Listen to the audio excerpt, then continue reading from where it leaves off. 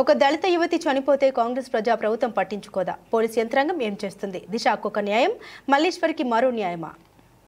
నువ్వు హోంమంత్రిగా ఉండంగా మరి మీ కింద పనిచేసే పోలీసులు ఇంతవరకు కూడా ఒక ఎస్సీ వర్గానికి చెందిన మహిళ ఇంత దుర్మార్గమైన పరిస్థితుల్లో చనిపోతే కనీసం మీ పోలీసులు ఇంటికి కూడా వచ్చి, సరూర్ నగర్ పోలీసులు గాని ఎవరు కూడా ఇంటికి వచ్చి వీళ్ళ స్టేట్మెంట్ రికార్డ్ చేయలేదు. వీళ్ళనే అక్కడికి రమ్మంటున్నారంటే మీరు అర్థం చేసుకోండి ఎంత ఘోరమైన పరిస్థితి తెలంగాణలో ఉన్నది. ఇవాళ ప్రజలందరూ అడుగుతున్నారు. ఒక 4-5 సంవత్సరాల క్రితం దిశ అనే ఒక అగ్రవర్ణాలకు చెందిన ఒక మహిళ చనిపోతే ఆనాడు పోలీసులు ఎన్కౌంటర్లు చేశారు. కానీ ఇవాళ మరొక మహిళ, దళిత సామాజిక వర్గానికి చెందిన మహిళ, రైతు కూలీల బిడ్డ ఈ రోజు అదే దురదృష్టకరమైన పరిస్థితుల్లో చనిపోతే మీరు కేవలం అత్యాచారం case, SC ST prevention of atrocity case పెట్టి వదిలేసింది.